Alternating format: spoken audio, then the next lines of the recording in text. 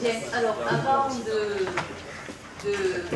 commencer le conseil municipal, je vous propose d'observer une minute de silence à la mémoire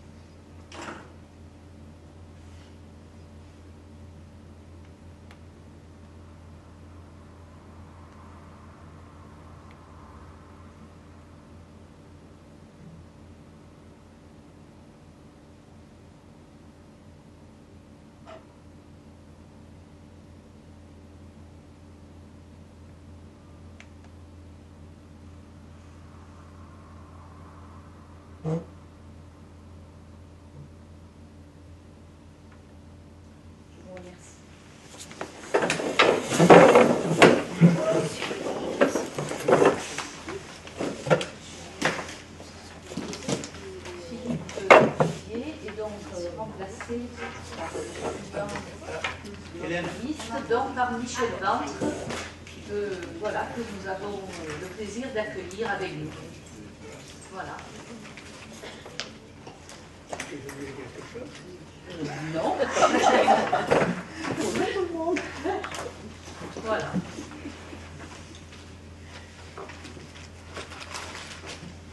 Alors, je propose comme secrétaire de séance Antoine Fouan, notre jeune secrétaire de séance. Qui est pour? C'est bien, l'unanimité. Antoine, tu peux faire l'appel. N'appuie pas. Il ne faut pas toucher. On teste votre capacité d'adaptation. On vient pour le réfectoire. Voilà. Hélène Rougolaine. Présente. Marie-France Leport. Présente. Daniel Gouéran. Présent. Marie-Dominique Bagous. Alors, Nido s'est cassé le pied en ramassant ses olives. Donc elle m'a donné procuration, et en même temps pour ses délibérations, parce qu'elle en avait de nombreuses, on se les partagera avec Daniel. Voilà. Jean-Paul Blé. Présent. Marielle Veuillet. Présente. Johan Michelosi. Présent. Béatrice Bonfillon-Chiavassa. Présente. Guillaume Volant. Dominique Chen. Présent. Gaël Barthélemy Lassagne. Michel Liotto. Présent. Françoise Comohoc. Procuration à Guillaume Volant. Joël Albanese. Présent. Nicole Théréous. Présente. Michel Giraud. Il va arriver, il y a quelques minutes de retard en attendant une procuration à Daniel Gouéran. Sonia Marcelli. Elle arrive. Audrey Bonnet. Françoise Caillol. Fatma Toual-Clémente. Procuration à France Lefort. Antoine Fouan présent. Emmanuel Butavant. Elle vient de donner le jour à un petit garçon et elle a donné procuration à Audrey Bonnet. Edith Lasperge. Michel Bon. Présent. Jean-François Dubuis. Agnès Pellens. Présente. Marc Lévy. Benoît Jacquier. Présent. Et Hervé Poussel. Procuration à Madame Pellens.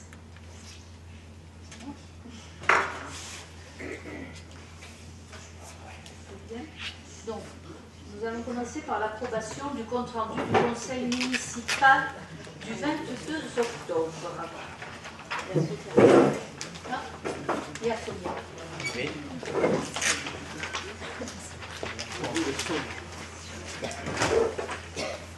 Donc, l'arrivée de Sonia. Voilà, y a-t-il des remarques à propos de ce compte-rendu? Pas de remarques? Bien. Alors, nous passons à l'approbation. Qui est pour? Pour? Et Hervé s'abstient. Et Hervé s'abstient.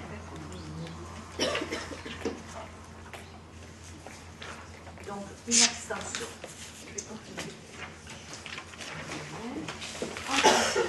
Compte rendu des décisions prises en vertu de la délégation du conseil municipal. Alors, numéro 121. Désignation de la société Bureau Veritas Construction pour une mission de coordination sécurité et protection santé dans le cadre des travaux d'extension et de réhabilitation du multi-accueil des Moussaillons pour un montant de 3 260 €. Numéro 122. Renouvellement de la convention avec la commune de Châteauneuf-le-Rouge pour la mise à disposition de personnel et de matériel pour des opérations ponctuelles d'installation et d'enlèvement d'illumination pour la période du 1er juin 2018 au 31 mai 2019. La commune de Châteauneuf-le-Rouge prendra en charge le montant des salaires au prorata du temps d'intervention, le montant des frais afférents au déplacement et aux véhicules, en particulier la nacelle, et le montant des frais relatifs aux fournitures nécessaires aux prestations. Nous avons d'ailleurs la même chose avec la commune de Bordeaux. Numéro 123.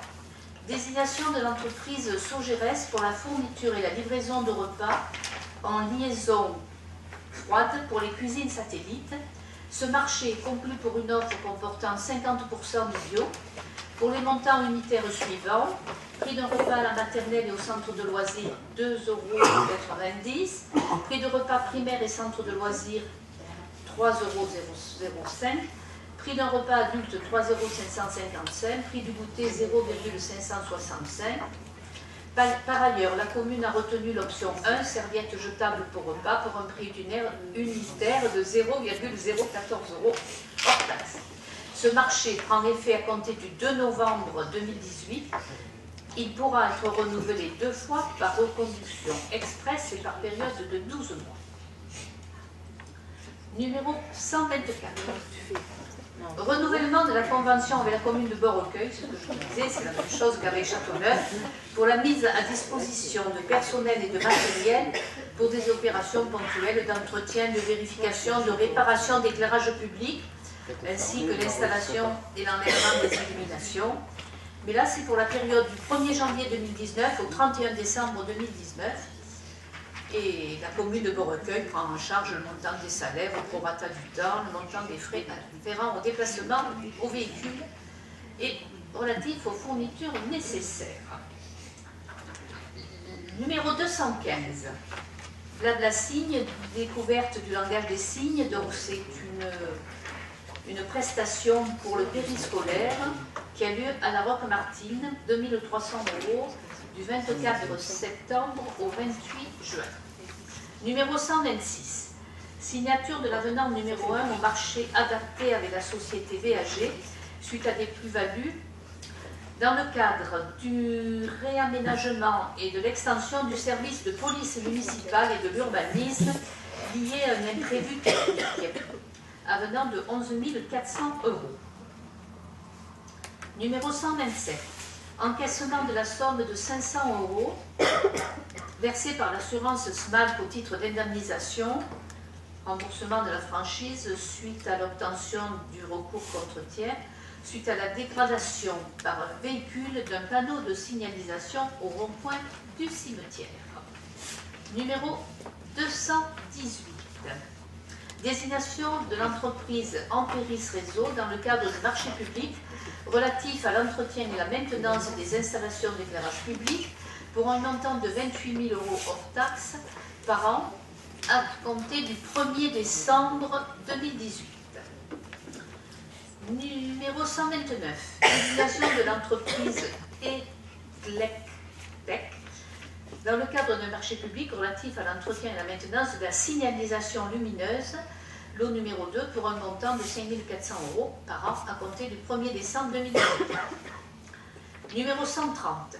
Signature d'une convention avec le préfet des Bouches-du-Rhône fixant les conditions et les modalités de mise en œuvre du système d'enregistrement des demandes de logements locatifs sociaux dans le département des Bouches-du-Rhône, permettant ainsi à la commune officiellement d'être référencée en tant que guichet enregistreur. Numéro 131. Désignation du bureau d'études AI Project pour une mission d'assistance en maîtrise d'œuvre pour la réalisation d'une étude d'aide à la décision sur l'aménagement du secteur des Rajoles pour un montant de 24 500 €. Numéro 132. Signature des contrats d'assurance de la mairie de Fuveau avec les compagnies suivantes. Lot numéro 1, assurance dommages aux biens. Compagnie retenue Cham CBT Sofaxis, prime annuelle 10 602,89 € TTC. Deuxième lot, responsabilité civile, compagnie retenue Arrelas CBT PNAS, prime annuelle 14 652,25 €. Lot numéro 3, flotte automobile, compagnie retenue GAL, prime annuelle 8 129,61 €. Ce marché prendra effet à compter du 1er janvier 2019 pour une durée de 4 ans. Et voilà, on a fini pour ces décisions. Question? Voilà. Voilà, y a-t-il des questions?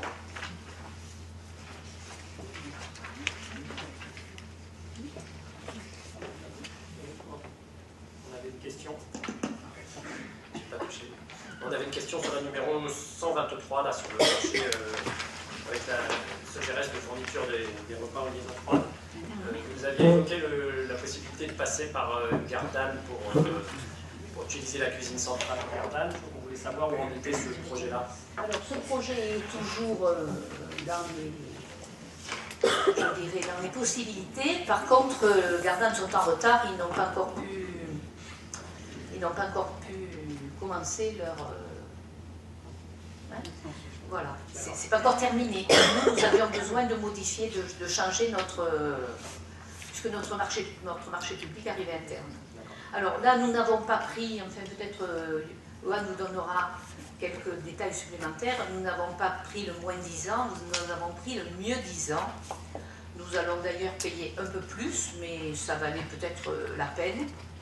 Donc il y a eu un cahier des charges qui vous donnera quelques détails, élaboré en interne avec le concours des agents de restauration, l'équipe du service enfance, donc les délégués, et des parents d'élèves qui ont toujours été présents, qui ont été associés à la fois à l'écriture du cahier des charges et ensuite à la décision. Donc il y a eu quatre sociétés qui ont répondu, et effectivement, je crois qu'ils ont beaucoup travaillé, ils sont allés voir les cuisines centrales des sociétés, ils ont auditionné les candidats et la commission d'appel d'offres a validé à l'unanimité le choix de Sogérès. C'est un peu plus cher que ce que nous avions avant, mais on a pensé que... Pas plus que ça. Non, ça nous fera à peu près un peu plus de 2 000 € par an en plus, Après, à la charge de la commune, hein, puisque les parents auront toujours la même chose. Donc je pense que Johan va vous donner des détails supplémentaires. Donc effectivement, on entend ? Non. Effectivement, au final, si on se regarde le tarif, il y a une légère augmentation, mais il faut penser que tous les ans, en fait, on a une augmentation liée au coût de la vie. Donc, en fait, elle n'est pas forcément imputable aux nouveaux prestataires. C'est aussi que dans 2018 et que ce n'est pas les mêmes tarifs que 2017, 2016, etc. Juste pour préciser par rapport à Gardanne, Madame le maire, vous le précisez, Gardanne, on les a rencontrés, ils n'ont pas encore été en mesure de répondre à nos questions d'un point de vue logistique, financier, matériel, etc. Donc on est toujours dans l'attente de ces réponses-là. Malgré tout, le marché arrivant à son terme, il fallait le renouveler. On savait qu'on ne pouvait pas être prêt là pour le mois de novembre. Donc vous savez comment se passent les marchés. Ils sont sur des périodes d'1 an reconductibles, 3 ans sur recommandation express. Donc ça nous laisse un petit peu de temps pour voir si c'est réalisable. Si après on ne perd pas aussi ou en qualité, parce que l'idée c'est la mutualisation, mais avec un degré de qualité équivalent ou alors autour de ce que l'on peut avoir. Mais dans tous les cas, les discussions se feront avec le groupe qui a réfléchi au cahier des charges. Madame le maire vous le disait, il y avait des parents d'élèves qui, cette fois-ci, ont été jusqu'au bout de la démarche, jusqu'à l'audition des candidats. Et le choix a été aussi fait à l'unanimité sur les 7 personnes qui composaient la commission. Voilà. Donc il y a eu unanimité sur le choix et la commission d'appel d'offres a voté aussi à l'unanimité le choix proposé par la commission. Merci. Je voulais juste revenir si vous aviez posé une question, je crois, juridique sur le fait que est-ce que c'était faisable, etc., d'un point de vue juridique, de passer par Gardanne. Je ne sais pas si vous vous rappelez, vous aviez évoqué ça, au-delà des questions logistiques, qualité des repas. Est-ce que vous avez résolu ce problème-là? Est-ce qu'on n'attend plus que Gardanne, pour après effectivement prendre position ou pas? Alors, juridiquement, passer par la cuisine centrale de Gardanne, c'est possible, mais eux, ils ne sont pas en mesure de répondre à nos questions. Par exemple, prendre 850 repas jour, c'est à peu près ce qui se passe sur la commune de Fuveau. En plus, ça va générer un surcoût en fluide, en ressources humaines, etc. Et ça, ils ne savent pas comment l'imputer. Ils sont incapables, même en parallèle du fait que leur cuisine ne soit pas complètement prête pour l'instant. Mais ça, ils sont incapables de le présenter, de le préparer. Pour l'instant. Oui, nous on a lancé les questions, donc tant qu'on n'a pas de réponse à ces questions-là, voilà, on est dans l'attente. Donc c'est un dossier qui est en attente, mais ça ne pose pas de soucis. Le marché est pour une année renouvelable. On peut, toutes les années, on peut revenir sur notre décision. Et la cuisineuse Sogérès, elle se situe où? C'est celle d'Aubagne. Elle est dans la zone des pavillons urbains. Donc elle est beaucoup moins loin que celle que nous avions jusqu'à présent, Terre de Provence, qui était à Sifour. Voilà. Les 4 candidats étaient Terre de Provence, donc pour une reconduction, Sogérès, Garrigue qui se situe à Bouc-Bel-Air, et Elior qui eux nous proposaient la cuisine centrale de Lyon. Est-ce qu'on peut éventuellement visiter la cuisine satellite d'Aubagne ou pas? Est-ce que c'est faisable? Alors, ça a été fait par la commission. Après, ils nous l'ont clairement exprimé, Sogérès, ça peut se faire. C'est tout à fait. Eux, ils sont ravis. Les gens qu'on a rencontrés lorsqu'on a visité la cuisine étaient ravis de montrer ce qu'ils faisaient, comment ils faisaient et de quelle manière ils pouvaient être passionnés pour faire de la restauration pour les enfants, parce qu'ils ont aussi des enfants. Donc c'est tout à fait possible. Après, il faut définir les modalités. On ne va pas y aller toutes les semaines. C'est évident. Ça reste une entreprise, ça reste des normes d'hygiène, des choses comme ça. Donc, mais eux, ils étaient tout à fait prêts à le faire et nous l'ont proposé. Donc, aucun souci.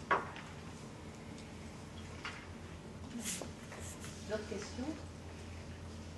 Sur la numéro 126, vous évoquez un après-midi technique là, sur le l'avenant au marché concernant le service, le déplacement du service de la police municipale. Voilà. Eh bien, il y a eu une contrainte technique, on a trouvé une poutre pélienne qui n'était pas dans les plans. IPL, oui. Voilà, qui n'était pas sur les plans et... Et on n'existe plus depuis 1954. Pardon? Des IPN n'existent plus depuis 1954. Ah, mais elle est très ancienne, elle doit dater de la construction du bâtiment, et c'était bien avant 1954. C'était l'école des filles ici. Hein. Voilà. On appelle ça Donc, des IPN. voilà. Donc, même si ça n'existe plus, ça a existé au moment de... Et donc, il n'a pas été possible de la retirer, parce que ça déstructurait le bâtiment, je pense. Hein. Je ne suis pas une grande spécialiste de l'architecture. Donc, non, pas spécialiste en IPL. Voilà. Donc, nous n'avons pas pu la retirer, mais ça a provoqué des travaux supplémentaires, alors que nous étions en train d'agrandir la police municipale, en particulier les vestiaires, puisqu'il fallait mettre aux normes. Il y a des garçons et des filles, il fallait faire un vestiaire pour les garçons, un vestiaire pour les filles, enfin, etc., etc. Maintenant, ils seront, j'espère, enfin aux normes, avec tout ce qu'il fallait, pour qu'ils soient à l'aise. Merci. Ils ont aussi des bureaux, enfin, etc. On avait une question sur la numéro 130. Cette signature officielle là, en tant que guichet enregistreur, on voulait savoir si ça change les modalités pour le Fuvelin, quand il dépose son dossier, lui, est-ce que ça change quelque chose pour lui ou pas? Alors, ils pourront tout faire à Fuveau, même s'ils demandent par exemple un logement social à Gardanne ou à Aix. Donc, ça permet que le bureau de Fuveau puisse tout faire pour les logements locatifs sociaux. Ils peuvent venir renouveler leur dossier, puisque c'est quelque chose qui doit être fait aussi. Voilà. Et la commune aura aussi accès aux listes actualisées de demandeurs pour la commune de Fuveau. C'est-à-dire à la fois pour les gens de Fuveau qui demandent Fuveau ou qui demandent autre chose, et pour les gens d'ailleurs qui demandent Fuveau. Donc ça permet d'avoir une connaissance un peu plus fine de toutes les demandes de logements sociaux. Si Marielle veut compléter, mais c'était une demande que nous avons faite et le préfet l'a acceptée. Non, il colle. Donc en effet, donc, on est commune enregistreur. Donc en fait, sur le site de la sous-préfecture, il y a la liste des points où les demandeurs d'emploi peuvent s'enregistrer. Et donc maintenant, on en fait partie. Oui, demandeurs de logements sociaux. Voilà, et donc en fait, la difficulté que l'on avait avant d'être commune, enfin là on n'est pas encore, on va l'être, c'est qu'on n'a aucune visibilité sur combien de demandeurs de logement sur notre commune. C'est-à-dire que nous avons la visibilité sur ceux qui viennent nous voir, mais après sur les autres contingents, notamment sur du contingent Action Logement, sur du contingent Conseil départemental ou autre, on n'avait pas de visibilité. Sur la numéro 131, est-ce que vous pourriez nous donner un peu de cette mission d'assistance sur l'étude à la décision concernant les rajoles? Alors, la décision, pour l'instant, nous sommes dans une étude d'aide à la décision. Hein, c'est bien ce qui est proposé sur l'aménagement des rajoles pour étudier la faisabilité technique et financière de l'aménagement de ce terrain qui appartient à la commune. Et ce terrain qui contient 5 hectares. Donc l'aménagement de ce quartier a fait l'objet d'une OPA, opération d'aménagement programmée.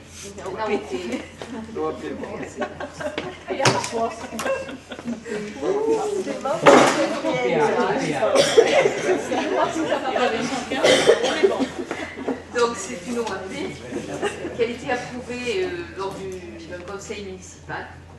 Donc ce qu'on y fera, c'est à l'étude justement.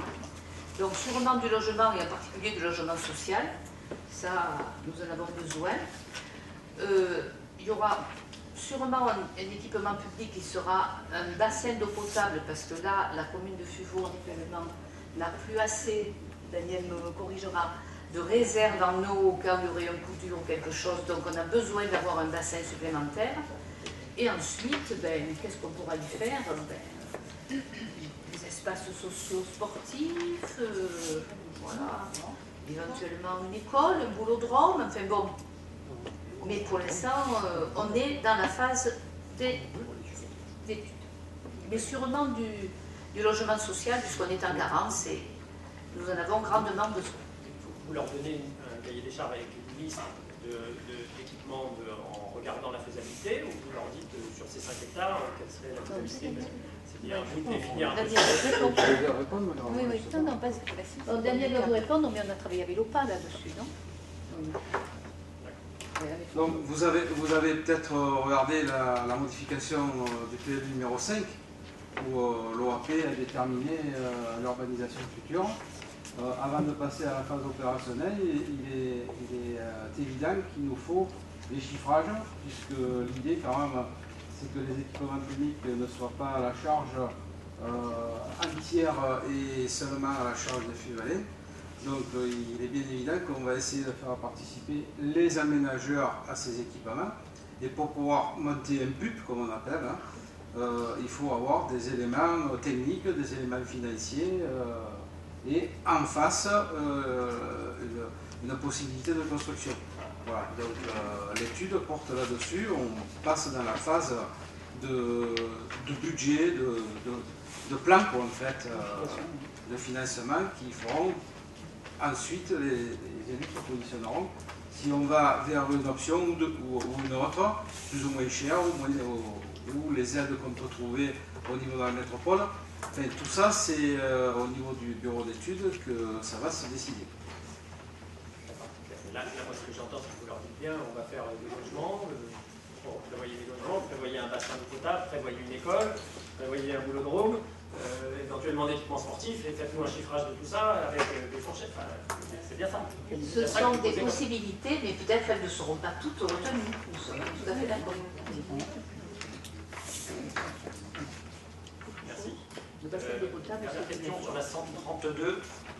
On avait évoqué une fois un rapport, enfin une étude qui avait été faite auprès d'un cabinet pour essayer de réduire le montant des frais liés aux assurances, avec le cabinet qui, entre guillemets, se payait sur la dette en disant les biens qui étaient amenés, il avait 10% des gains. Est-ce que vous avez eu le bilan de cette étude et est-ce que ces nouveaux contrats font l'objet justement de prestations adaptées à cette étude? Nous avons pris un AMO. D'ailleurs, M. Lévy, qui était présent à la CAO, a rencontré ce monsieur. Et à la CAO, ça a été voté à l'unanimité. Elle a eu lieu le 30 octobre, d'ailleurs, cette CAO. Donc, nous avons pris nous avons pris un AMO. Alors, c'était l'objet de l'étude? Oui. D'accord. Oui. Il serait possible de récupérer cette étude ou pas? Oui, bien sûr. D'accord. Et on a une idée du gain que ça permet de faire à la commune? Ah oui, on a une idée, mais je ne m'en souviens plus, mais il y a quand même un gain. On a scindé les trois, alors qu'auparavant, c'était la même compagnie qui avait Et on n'a pas une idée du montant initial et de ce que ça a permis de faire gagner? Il est de plus de 30 000 € par an. Le gain est de un petit peu plus de 30 000 € par an. Là, on est à 32. C'est-à-dire qu'on était à 60 avant et on est passé à 32. On était presque à 70 peut-être. On a entièrement revu le cahier des charges. C'est pas du tout, on va dire, sur les mêmes bases de départ que nous sommes assurés. Justement, sur les conseils de cet AMO, on a entièrement revu les franchises, les risques, puisque l'idée, c'était quand même que la commune s'auto-assure, entre guillemets, si je reprends ces termes, puisqu'on nous a clairement expliqué qu'en fait, quand vous vous assurez, on va dire, ils se prennent une marge très conséquente. Voilà. Donc, effectivement, au vu de notre taux de sinistralité, il y avait on va dire, par exemple, sur le parc automobile, on s'assurait trop par rapport à la réalité des sinistres. À la réalité des sinistres. Voilà. Donc, on a vraiment revu globalement tous les cahiers des charges, les franchises, et on a décidé, alors après, on va dire, au-delà de ces montants annuels, effectivement, il nous a conseillé quand même d'avoir une provision pour s'auto-assurer justement, parce qu'il y a des tas de sinistres où on déclarait systématiquement. Par exemple, effectivement, aujourd'hui, on a beaucoup de vandalisme de gens qui nous rentrent dans des poteaux d'éclairage public, dans du mobilier urbain, etc. Voilà, toutes ces choses-là, on a décidé de les prendre en charge nous. Donc on va avoir une enveloppe de provision, de réparation, etc. On ne demandera plus à l'assureur de nous le couvrir. Et lui, quelque part, il nous le faisait payer largement, quoi, cette assurance. On avait les franchises. Voilà, entre les franchises et la prime. Ça coûtait plus cher d'être assuré que de payer soi-même. Oui. C'est ce que nous a conseillé l'AMO, c'est ce qui ressortait un petit peu de son étude, et c'est sur la base de cette étude qu'a été réalisé le cahier des charges qui a été soumis à consultation. Est-ce qu'il prend en compte, lui, donc il se rémunère sur un pourcentage du gain, il prend en compte les provisions Non. Par contre, il se rémunère une seule fois. Voilà. Contrairement parfois à d'autres AMO, entre guillemets, où c'était sur plusieurs années, etc., il se rémunère la première année, puis il arrête. Merci. Il y a peut-être une question que j'ai oublié de poser lors de la CAO, mais qui me vient à l'esprit maintenant. Est-ce qu'il y a une possibilité de se faire rémunérer par le contrevenant la dégradation qui a été opérée sur un des bâtiments publics? C'est-à-dire, est-ce qu'il n'y a pas une possibilité, j'y pense maintenant, j'y ai pas pensé le jour de la CAO, je ne sais pas, par une protection juridique ou par quelque chose qui fait que, au lieu de demander à l'assurance de rembourser la chose cassée, que ce soit le contrevenant qui s'en occupe. Quand on le connaît, on le fait. Voilà. Mais encore faut-il le connaître. Oui, mais ils n'ont pas suffisamment de caméras pour pouvoir éventuellement en prendre au moins une partie. Oui, on va prendre sur le fait. Ça nous est arrivé de le faire et on va continuer à le faire. Et d'ailleurs, l'AMO, c'est ce qui nous engage à faire. Il nous dit, recherchez-vous de votre côté de plus en plus et d'avoir des témoignages, de relever les plaques d'immatriculation quand c'est des véhicules accidentés, des choses comme ça. Et c'est nous qui allons nous retourner vers l'assurance du conducteur ou de la personne qui aura endommagé le bien public.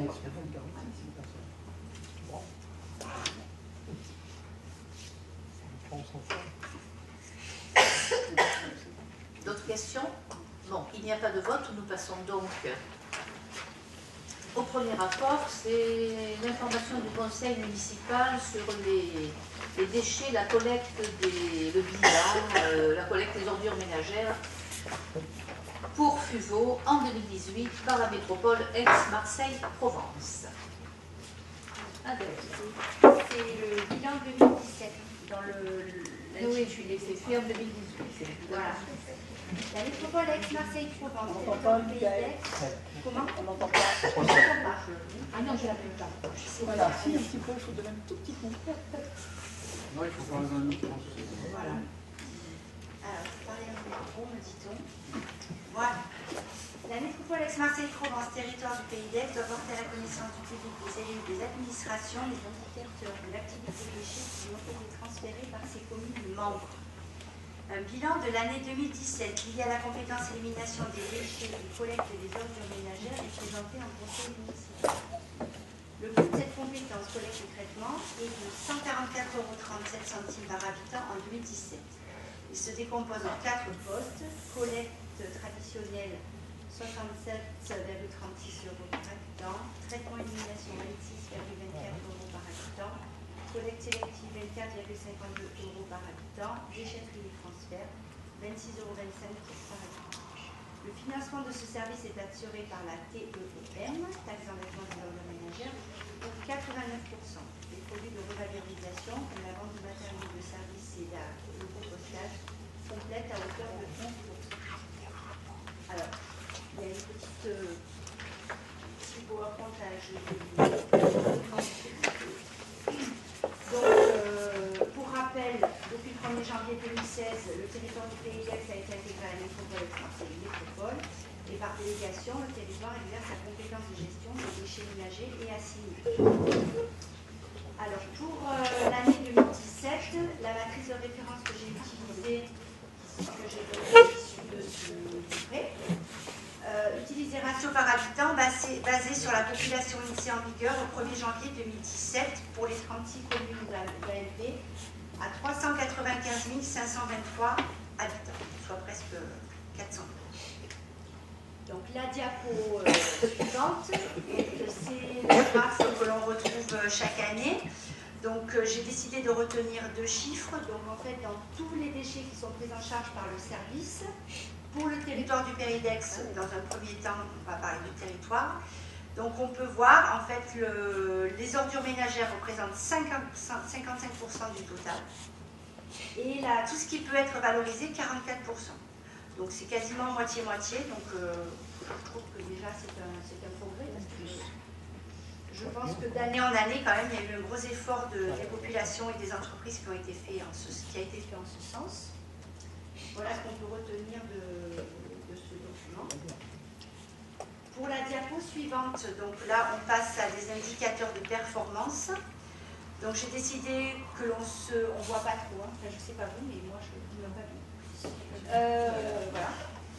Donc j'ai décidé que nous puissions nous concentrer sur 2016 et 2017 et l'évolution.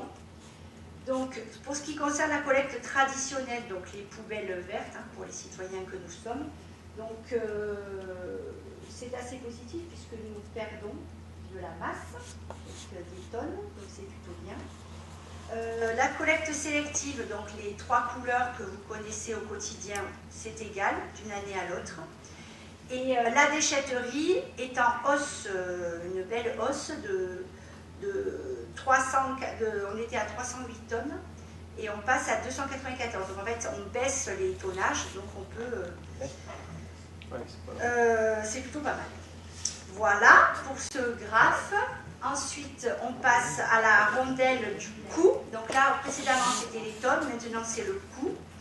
Donc évidemment, la collecte traditionnelle qui n'est pas triée ni valorisée couvre 46% du coût total du service. Donc évidemment, la tendance serait que l'on passe de plus en plus évidemment à des collectes valorisées qui nous coûteraient moins cher et rapportent de l'argent.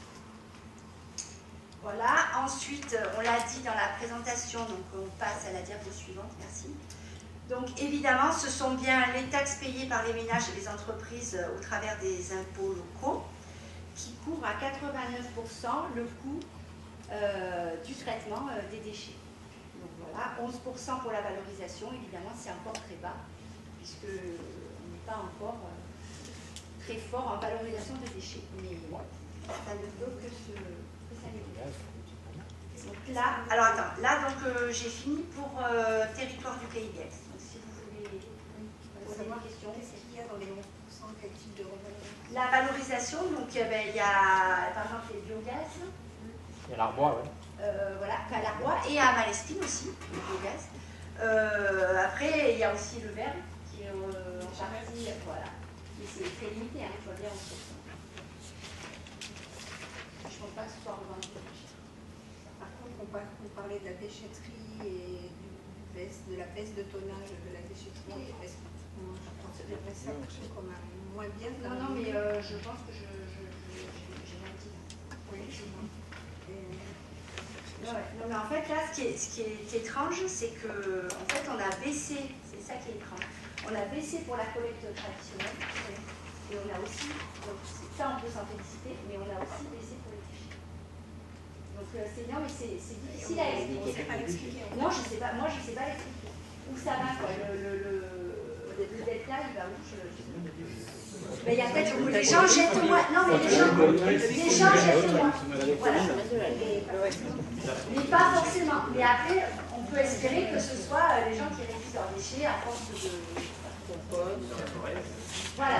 Après, si c'est pas comptabilisé parce que ça va pas dans les bacs, voilà. Non, les gens trient peut-être plus. Hein. Non, mais c'est ce qu'on dit. Après, soit les gens ils trient plus. Bah, je suis désolée. Soit les gens, c'est pas de mon fait. Soit les gens ils trient plus, soit les gens ne mettent pas dans les bacs et donc c'est pas pesé. Donc après, la diapo suivante, là on passe donc aux chiffres pour Fluvo, qui quand même nous concerne au plus près. Donc là, point 1, la collecte sélective. Donc tous les chiffres là qui sont donnés. La référence population INSEE, 9811 habitants. Donc là, si on se concentre sur le graphe vert en bas à droite, donc évidemment, alors pour cette année, très mauvais, hein, la baisse importante de la collecte sélective. Vraiment, de 471 tonnes à 452. Donc, sur le total, ça peut être minime, mais c'est quand même déplorable, quoi, vraiment. Pourtant, la commune, au travers du CT2, quand même, il y a toujours des efforts au plus près qui sont faits pour la collecte de proximité. La sensibilisation aux différentes populations, que ce soit les commerces, les ménages. Donc voilà, un petit peu décevant là sur la collecte sélective, alors que si vous observez les bacs, ils sont souvent pleins, donc il y a quand même beaucoup de gens qui trient, mais malheureusement moins que l'an dernier. Est-ce qu'ils sont vidés suffisamment souvent? C'est vidage, c'est une fois par semaine. On ne peut pas faire. C'est des marchés qui sont passés comme ça. C'est rien, du mercure. Ouais, non, mais c'est clair. Peut-être aussi une partie qui va arrêter, c'est sûr. La diapo suivante, donc on était à la collecte sélective, ce sont les ordures ménagères. Donc là, effectivement, on peut se féliciter, une centaine de tonnes d'écart. Donc soit on s'en félicite, les gens trient plus et c'est tant mieux, soit ça a été déposé en dehors des bacs qui sont pesés. Donc là, forcément, on s'en félicite moins. Donc on va dire que c'est peut-être voilà, donc là, si on sort des collectes déchets traditionnelles, la diapo suivante présente les composteurs et les lombricomposteurs. Il manque des lettres dans les mots, je suis désolée, mais j'ai fait des copier-coller du et j'ai pas oublié. Donc, bon, composteurs et lombricomposteur, hein, ça reste quand même encore confidentiel, hein, c'est quand même des gens très motivés, donc ils prennent un composteur chez eux. Donc 54 familles en plus vis-à-vis de l'an dernier, donc peut-être aussi des gens plus concernés par les gens qui ont adhéré au jardin partagé. 54 hein, sur environ 4 000 euros. Et lombricomposteur, donc les petits verts, 42 cette année. 7 cette année, pardon, 42 au total. Je compléterai quand même pour dire quand même que sur le bilan de la commune, on est quand même à 916 composteurs. Sur l'ensemble de la commune, tu parlais de 4000 ménages, donc ça fait pratiquement un ménage sur 4 qui est équipé d'un composteur. Hein. Donc, moi, je trouve que l'équipement de la commune est bien. Bon, le lombricomposteur, c'est peut-être un peu plus difficile à mettre en place, etc. Mais le compostage, proprement dit, on est quand même bien impliqué sur la commune au niveau du compostage individuel. Hein. Parce qu'on a la chance d'avoir aussi sans compter les gens qui ont des poules. Oui, tout à fait. Donc tout ça, c'est pas pesé. C'est très bien. Voilà. Et tout ça, c'est pas pesé, donc ça ne veut pas forcément dire que c'est négatif la baisse. Voilà. À part que les renards viennent les manger, là, là, les poules. À part les renards, c'est une bonne idée. diapo suivante, voilà, on arrive à la fin. Donc les actions de sensibilisation, bien sûr, très importantes auprès des populations, quel que soit l'âge, donc les familles, les entreprises. Donc pour FUVO, donc, il y a eu plusieurs réunions de sensibilisation auprès des CIQ en partenariat avec toutes les actions de l'agenda 21. Ont été distribués des kits de communication, comme les sacs de collecte, des flyers, etc. qu'on a encore donné aux nouveaux arrivants la semaine dernière. Concernant le verre, nous avons fait un effort auprès des cafés, hôtels, restaurants qui triaient peu, donc qui se sont engagés par le biais, avec d'autres commerces FUVO, par l'action commerce engagé qui a été renouvelée ces jours-ci. Vous pouvez voir sur les commerçants de FUVO, beaucoup ont remis l'autocollant et beaucoup ont remis leurs engagements en avant. Certaines personnes utilisent aussi l'application Déchets Pays Dextri qui géolocalise les points de collecte. C'est encore confidentiel, mais si on arrive sur la commune, ça peut être intéressant. Des articles, évidemment, dans les bulletins municipaux avec quelques photos chocs qui font toujours un peu réagir. Et les actions dans les écoles par l'intermédiaire du CPIE, donc pour les enseignants volontaires. Voilà. Gabriel, je rajouterais aussi que grâce au CT2, on a mis en place une campagne qui s'appelle les ambassadeurs du tri. C'était dans le kit, mais vas-y. C'était dans le titre? C'est eux qui ont distribué le kit. Voilà, tout à fait, mais bon, c'est une sensibilisation de la population, puisque là, les ambassadeurs du tri vont effectivement auprès des gens pour dans les différents quartiers qui sont sensibles ou qui trient un petit peu moins pour essayer de un peu plus sensibiliser les gens. Donc là, il y a du porte-à-porte qui est effectué, alors peut-être pas dans votre quartier. C'était au mois de mai. Pardon? C'était au mois de mai. Voilà, c'est ça. Donc pour essayer d'aller au plus près des administrés pour les sensibiliser un peu plus au tri, quoi. Donc voilà, et là j'ai repris une photo qu'avait présentée en conseil municipal il y a un an Jean-Paul, qui datait de mai 2017. Donc cette photo, j'y ai posé une croix, puisque en partenariat avec le CT2 et grâce à un travail de terrain que j'ai pu mener avec les équipes du CT2, donc nous avons décidé d'ôter carrément ces points qui se trouvaient dotés en deux mots, D apostrophe, pas deux dotés. Ces points qui étaient des points quand même noirs et sensibles et qui demandaient un travail quand même énorme aux agents. Donc tous ces points qui étaient en bord de route, genre soit la RN 96, soit en l'occurrence celui-là pour la route qui mène à Gardanne par Réasque. En fait, ces points ont été purement et simplement éliminés. Et grâce à une action menée sur le terrain conjointe avec moi-même et les services du CT2, nous avons trouvé des riverains qui ont bien voulu mettre les bacs d'ordures et de tri en bordure de leur propriété, en se prévenant les voisins. Donc en fait, ce point-là ont disparu des bords de route et ont été placés ailleurs et non plus à la vue des gens qui passaient. Parce que malheureusement, souvent, ces déchets étaient portés par des gens qui étaient de passage. Donc il y a eu 3 points comme ça déplacés, 2 dans ce quartier-là, autour de Villars-en-Pal, au-dessus de l'Escale Fleury, et un RN96 avec un rond-point sur la gauche, où il a été placé un galon de terre. Et pareil, les gens ont accepté d'avoir les conteneurs en bordure de leur propriété, avec toutes les procédures administratives qui vont avec, qui ont été faites par moi-même et M. Adjedj, qui est notre contact CT2, qui est vraiment quelqu'un de remarquable et qui fait un travail vraiment très très bon travail de force. Par contre, la Croix-Rouge ne s'applique pas aux véhicules électriques municipaux sur la photo. Non, on l'a toujours changé. On l'a toujours. Et tu n'as pas dit ce soir. Je sais pas. Merci.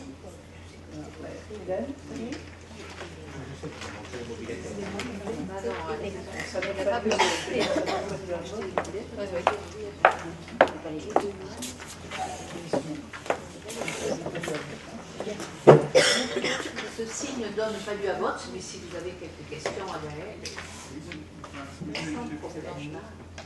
Je suis assez interpellé au fil des années, malheureusement, par la situation à FUVO.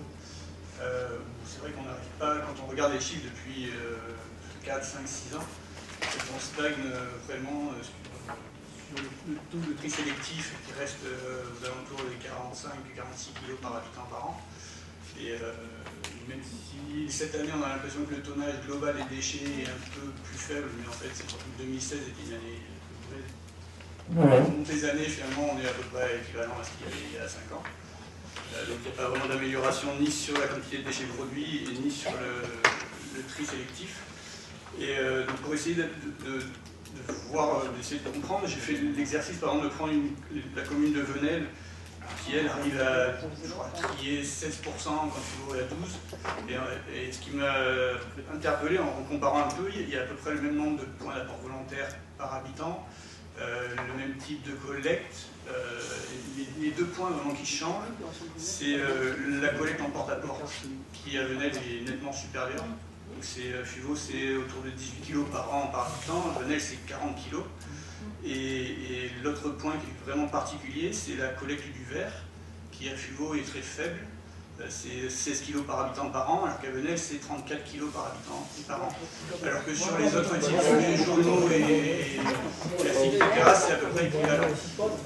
Moi je me permets de vous arrêter tout de suite, parce que chaque année on a ce débat-là, avec les nouveaux conseillers, je sais que moi j'y suis pour rien, mais et chaque année on explique qu'on compare des carottes et des choux, parce qu'il faut comparer l'équipement de chaque commune et il faut que les équipements de ramassage soient équivalents. Or Venelle n'a pas du tout le même système de ramassage que FIVO par exemple, par rapport au porte-à-porte, par rapport au biflux, au triflux, etc. Donc il faut vraiment comparer des choses comparables pour en tirer des conclusions satisfaisantes. Ouais, mais si vous permettez. Malgré tout, on voit qu'il y a certaines communes comme Lambesque par exemple, qui au fil des années améliorent leur situation. Et à FIVO, on arrive malheureusement, on n'arrive pas à faire qu'il y ait une évolution. Je l'entends. Après, moi, je souhaiterais que ça s'améliore. À part faire ce qui a été fait, c'est vrai que je suis à court d'idées par rapport à la motivation qu'on peut amener aux gens. Après, la seconde chose pour Venelle, il y a ce que vient de dire Jean-Paul. Le type de collecte n'est pas le même. Peut-être que quand on vient chercher ton sac devant chez toi, on fait plus d'efforts. Après, une chose qu'il faut comparer aussi, c'est les types de population qu'on rencontre. La population de Venelle, je pense qu'il y a beaucoup de gens nos âges, qui sont entre 35 et 50 ans et qui sont peut-être très aussi portés sur le tri que ne le sont pas les personnes les plus âgées. Moi, j'en suis sûre, je pense que les personnes âgées ne trient pas. Et forcément, par rapport, il faudrait aussi, pour pouvoir comparer avec Venelle, avoir les catégories, les tranches d'âge, les pourcentages. Et je pense que peut-être à FIVO aussi, on a une partie de population vieillissante qui ne trie pas et qui fait baisser. Donc on peut aussi imaginer ça si on fait des postes. À partir de quel âge? Voilà, alors à partir de quel âge on est vieux, c'est comme je sais pas.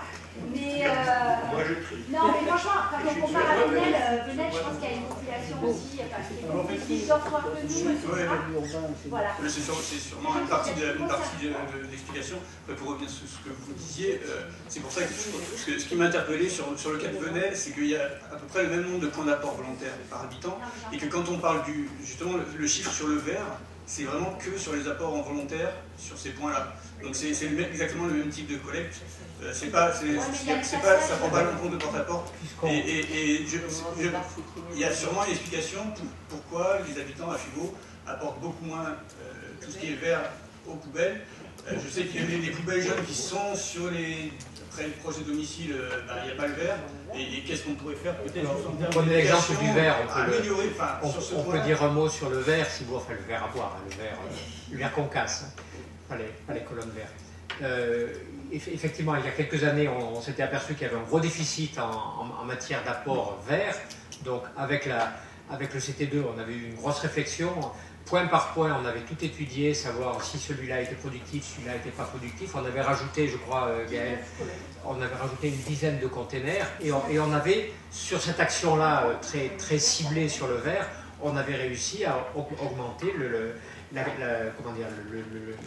capacité, le tonnage de tri en verre, c'est clair.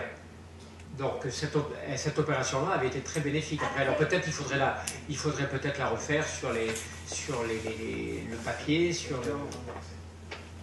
Pour le verre, il faudrait aussi surtout sensibiliser le seul bar que nous avons et qui met tous ces trucs dans les conteneurs. Là, il faut sensibiliser. Et après, On moi, le je lui suis dit une pas- fois, 2 fois, 20 fois, mais Je bon. ne suis pas officier de police, moi, donc je ne peux pas le forcer à le faire. C'est peut-être les gens qui ont pouvoir de police qui devraient le faire. Non. Et on pourrait vous apporter aussi le témoignage des services techniques municipaux qui inlassablement, tous les jours, camion après camion, ramassent dans la nature, et pas très loin de chez vous certainement, des tonnes et des tonnes de gravats et de déchets qu'un artisan malveillant a déposé le soir plutôt que d'aller à la déchetterie. Hein. Ça, je pense qu'on pourrait le témoigner, on pourrait le rajouter. Je pense que l'année prochaine, il faudra peut-être rajouter le volume et le nombre d'heures passées. On préférerait employer le personnel municipal. Il n'y a pas que les artisans. Il n'y a pas que les artisans. Non, mais bon, je prenais l'exemple des artisans, mais il y a les particuliers aussi. Hein.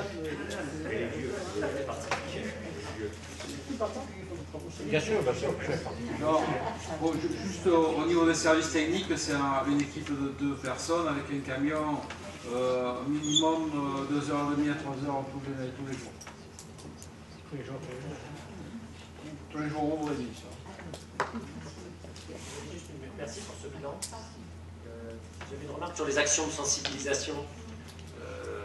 Il y a le CQ Saint-François, alors son AG qui a essayé de faire venir l'ambassadeur de tri là, du CT2, ça n'a pas pu se faire. Alors, je trouve ça dommage. Je ni le CQ ni le CT2, mais je trouve ça dommage de ne pas réussir justement ce genre de choses. Je pense qu'on améliorera aussi le tri quand on améliorera la sensibilisation. Il faut qu'on arrive à trouver des solutions, et les CQ sont un bon moyen, à mon avis, de faire en sorte qu'on touche la population au plus près, de manière à expliciter le tri. Moi, je vois les gens, ils oublient ce qu'il faut trier, ils oublient la manière de le faire, etc. Donc, c'est un message qu'il faut ressasser. Il y a beaucoup de pédagogie à faire autour de ça. Et je pense qu'il faut trouver des solutions pour que ça puisse se faire. Voilà, là, le CQ l'avait demandé, ça n'a pas pu se faire. D'accord. Après, le CIQ Saint-François, qui après avoir reçu son kit, enfin, le monsieur qui écrit, je ne sais pas qui écrit sur le blog, qui écrit que c'était un papier glacé, que les sacs de collecte n'étaient pas recyclables. Ben, je ne sais pas si le CT2, du coup, a eu envie de sauter au cou de M. Saint-François en lui disant on va venir, alors que l'effort de sensibilisation a été largement critiqué sur le blog. Je crois que, voilà. Du coup, après, je ne dis pas que ça a conclu. Non, mais je parle à la limite de tous les CQ. Non, mais là, tu as cité Saint-François. Voilà, parce qu'il se trouve qu'ils ont voulu le faire et ça n'a pas marché. Ça n'a pas marché. Il faut qu'on trouve des solutions pour que... Après, il y a 36 communes. Ça n'a pas marché, pourquoi, Jean-François? Parce qu'ils ont cherché, le CT2 a cherché au sein du CIQ Saint-François des personnes relais, et ils ne les ont pas trouvées. Parce que c'est... Non, là, tu parles des baignes. Oui, je parle des mêmes, mais bon. C'est pas le même sujet. Non, mais bon, là, c'est le même sujet aussi. Hein. Il faut qu'on trouve ces relais-là, il faut qu'on les trouve au plus près de la population. C'est comme ça qu'on arrivera à avoir ce rôle de proximité, hein, je pense. Parce qu'on peut en discuter des heures ici autour de la table, mais on ne fera pas avancer le sujet comme ça. En tout cas, il faut trouver des solutions avec les humains pour dire comment collectivement on arrive à progresser dans la là-dessus. matière des sacs recyclables et l'esthétique des Il faut aussi que quand les gens du CT2 viennent, ils ne se fassent pas agresser constamment. Parce que là-dessus, nous n'allons pas plus loin, mais enfin... Quand les élus les rencontrent aussi. Voilà. Bien. Nous passons à la suite. Alors, il y a Johan qui veut vous parler du plan mercredi et nous avons approuvé le PEDT. Allez, Johan. Alors, je suis désolé, c'est pas dans l'ordre du jour. Voilà. Donc, excusez-moi, excusez-nous. Je suis désolé pour ce timing. Je suis désolé aussi pour le fait que vous n'ayez pas de documents dans les mains. Je vais vous expliquer tout ça. En fait, c'est dans un souci de transparence. Nous souhaitions, je vais dire nous, puisque nous parlons des élus du service enfance, en l'occurrence, sur cette partie-là, Béatrice Bonfillon et moi, nous souhaitions vous informer officiellement d'une démarche effectuée par le service enfance jeunesse, une démarche actuelle qui a dû se faire très rapidement. Vous l'avez peut-être vu à la rentrée scolaire, on a reçu de la part de notre partenaire CAF. La CAF, c'est un gros partenaire financier pour une commune comme Fuveau. Un dispositif qu'ils ont appelé le plan mercredi. Ils nous l'ont évoqué, il n'y avait pas beaucoup de modalités de fonctionnement ni de calendrier, d'échéancier pour ce plan mercredi. Ça a été lancé un petit peu comme ça et on n'en savait pas plus. Bien sûr, nous, par rapport à ce que nous faisons sur la commune depuis déjà des années, c'était quelque chose qui pouvait nous intéresser puisque nous avons un accueil de loisirs sans hébergement, un ALSH sur le mercredi. Donc on s'était renseigné, on a eu très peu d'informations sur les premiers mois de la rentrée. Et c'est que très récemment, quand je dis très récemment, c'est ces jours-ci qu'on nous a demandé, qu'on nous a dit, si vous voulez vous inclure, si vous voulez vous mettre dans ce dispositif plan mercredi, il faut inclure ce dispositif justement dans votre PEDT. Donc forcément, nous, on y a pensé, on a dit, du coup, il va falloir modifier un petit peu le PEDT pour faire entrer ce que nous faisons avec le dispositif plan mercredi. Donc, tout ça pour vous dire que, en fait, déjà, on est très en retard pour l'envoyer, puisque nous aurions dû l'envoyer il y a quelques jours. Malgré tout, on ne voulait pas l'envoyer à la CAF sans en parler au conseil municipal. Donc, c'est une surprise pour beaucoup de personnes, là, ce soir. J'en suis désolé. Mais sur le fond, il n'y a rien qui a changé, c'est la forme du PEDT. Alors, on l'a remis un petit peu au bout du jour, d'un point de vue des polices, de la mise en page.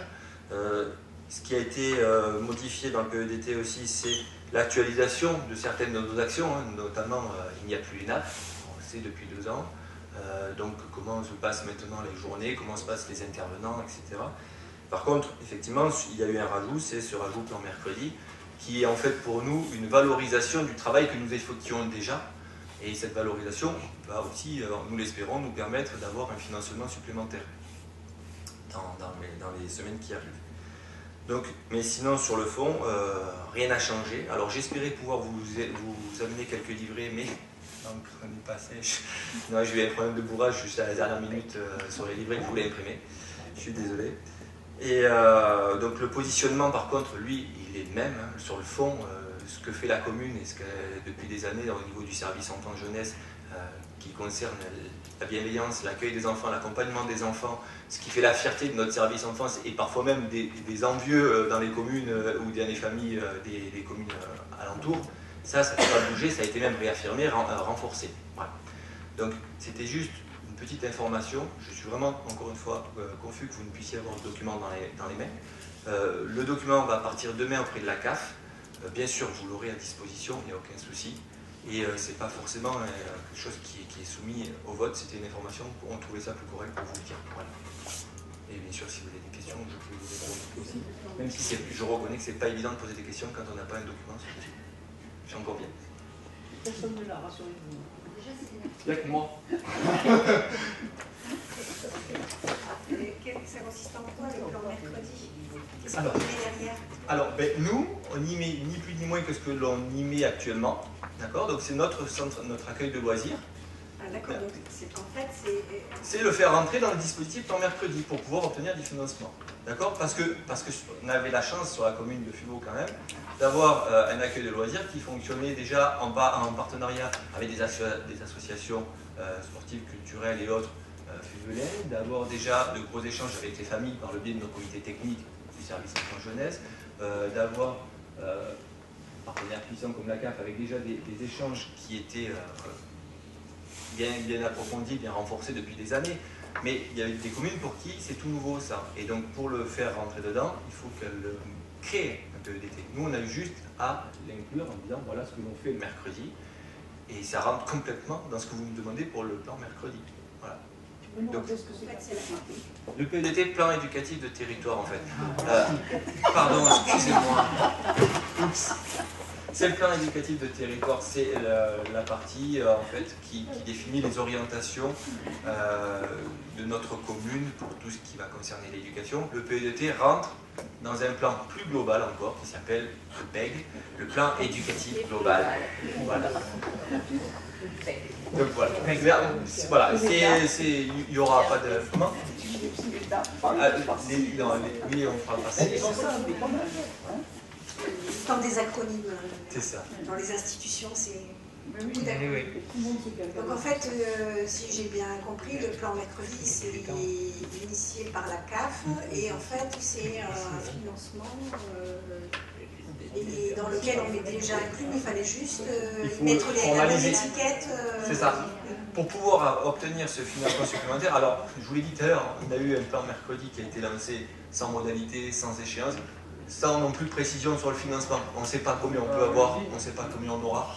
Mais vous le savez, si on peut avoir un financement supplémentaire pour quelque chose que l'on fait déjà, on ne va pas s'en priver. Voilà, soyons très honnêtes, on est clair là-dessus. La qualité du travail accompli par le service enfance et la volonté qu'ils y mettent tous les jours, ça, si ça peut être valorisé, ben, tant mieux. Voilà. Et du coup, ça veut dire qu'il va y avoir une espèce d'audit de ce qui est fait pour pouvoir... Absolument pas. Ce que j'en ai vu, c'est qu'il y a une espèce de label de qualité de l'accueil et tout ça. C'est sur dossier en fait uniquement. Alors en fait, il n'y aura pas d'audit supplémentaire. Mais nous rencontrons déjà régulièrement notre partenaire de la CAF, tous les ans ou tous les 2 ans, ça dépend des agendas. Donc elle est complètement au courant de ce que l'on fait, donc elle nous suit. Donc ça va rentrer dedans, mais il n'y a pas d'audit supplémentaire sur ce plan mercredi. On a une idée du financement? Non, pas du tout. Non, non. Ça c'est la grosse surprise. Et bon, on espère qu'elle sera bonne. Et quand bien même nous n'aurions pas, entre guillemets, on va partir sur le pire, on n'a pas de financement supplémentaire, quelque part on sera labellisé et ça valorisera le travail qui est effectué. Alors c'est une petite reconnaissance, mais c'en est une quand même. Donc c'est à ce titre-là que je souhaitais... Qu'est-ce qu'on fait? Alors on approuve ou quoi non, il n'y a pas, en plus, il n'y a pas de délibération, vous n'avez pas de document, mais au moins vous êtes informés. C'est une info alors. Voilà. Merci. Merci Johan. Dès que ce sera finalisé. Ah oui, si on a des retours, on n'était pas informés. Nous avons des bonnes surprises surtout. Voilà. On annoncera une nouvelle. Alors, la génération suivante, c'est Daniel qui va s'en charger, c'est l'approbation des avenants aux conventions de gestion que nous avions passées avec la métropole, qui avaient été faites pour 1 an, et maintenant nous les prorogeons. Donc sur les eaux pluviales, les zones d'activité, et voilà, qui avaient été transférées à la métropole Aix-Marseille-Provence. Daniel, voilà, ben, écoutez, de toute façon, c'est tout dans le titre. Hein. Donc c'est un avenant à la convention que l'on a passé cette année pour gérer à la place de la métropole les compétences qui lui revenaient. Donc là, on nous propose, dans la mesure où les services de la métropole ne sont pas assez étoffés aujourd'hui pour assurer les compétences sur l'ensemble du territoire de la métropole, on nous propose donc pour les politiques qui devaient être transférées à la métropole, c'est-à-dire à la promotion du tourisme et création d'office du tourisme, les services extérieurs de défense contre l'incendie, l'eau pluviale, la gestion des réseaux et les rétentions, le plan local d'urbanisme et les compétences associées à VAP et RLP, et la création et aménagement de gestion des zones d'activité.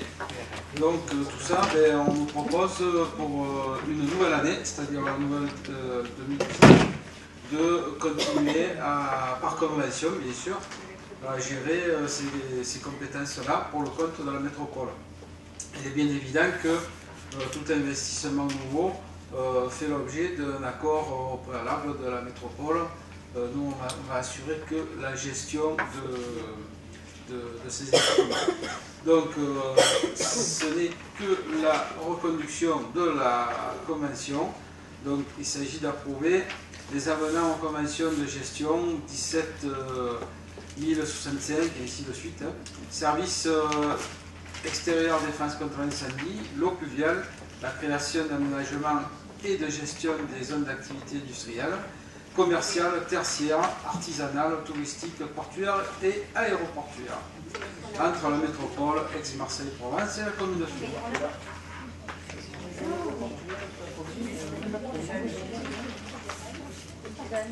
Voilà, c'est purement administratif. Voilà, c'est purement administratif, c'est des questions à Daniel et je pense qu'on va toutes les proroger ces conventions parce que la métropole est loin d'être prête Allez, les assumer. S'il n'y a pas de questions, nous votons. Et pour Ce que je comprends bien, c'est tout sauf le PLU, c'est ça Non, le PLU, il est géré, enfin, l'élaboration des cartes PLU et la gestion du territoire au niveau construction, effectivement, c'est déjà une compétence pleine et entière de la métropole et c'est assuré par le conseil de territoire numéro 2 pour notre commune. Hein. C'est assuré par le pays d'Aix. Bien. Plus de questions Dominique Anamine. Concernant la compétence du tourisme, promotion du tourisme et création d'office du tourisme, je pense que là, elle a été omise dans la délibération. Non, bien joli mal. Non, vous ne lisez pas mal, elle ne fait pas partie des avenants présentés ce soir. D'accord. Voilà. Et pourquoi on a mis touristique? Pourquoi on a mis touristique? Non, parce que au départ, nous vous rappelons les conventions que vous aviez passées il y a 1 an qui portaient sur toutes ces thématiques. Ce soir, vous est uniquement proposé par la métropole de proroger les conventions relatives à la défense incendie, aux eaux pluviales et aux zones d'activité. D'accord? Voilà. Zone d'activité, peut-être portuaire, maritime, mais zone d'activité pluviale, c'est le dernier paragraphe, si vous voulez, de la délibération. Voilà. Le départ, on vous rappelle les conventions que vous avez passées il y a 1 an, en gros. Hein. Voilà. Pour le moment, on vous propose la prorogation pour les compétences eau pluviale, défense incendie et zones d'activité. Pourquoi on ne peut pas proposer les autres aujourd'hui? Parce que la métropole ne nous a pas encore saisi d'avenant de prorogation sur les autres compétences. Elle nous a saisi aujourd'hui. On a reçu aujourd'hui nous indiquant que lors d'un prochain conseil municipal, on délibère sur le tourisme. Et ce sera statu quo, c'est-à-dire on va rester comme nous sommes. C'est bien vu ce que la métropole nous a adressé aujourd'hui par mail. 12 mois. Et 12 mois. Oui. Voilà. Une année, oui, c'est ça. Voilà. Une proroge d'une année. Le 30 novembre, il y a la commission tourisme au Faro. Là, je crois que j'irai parce que je pense qu'on en saura un peu plus. Voilà. Alors, nous votons pour ces avenants. Qui est pour?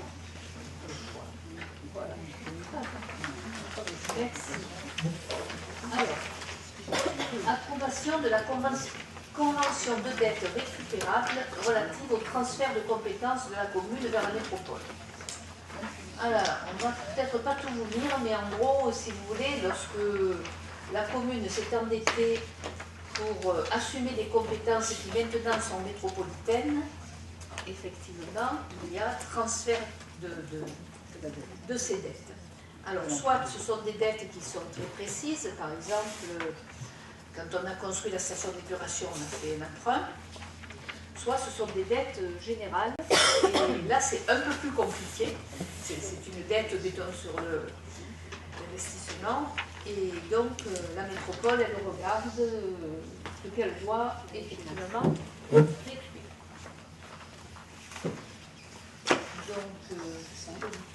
Les dettes à la place de la commune.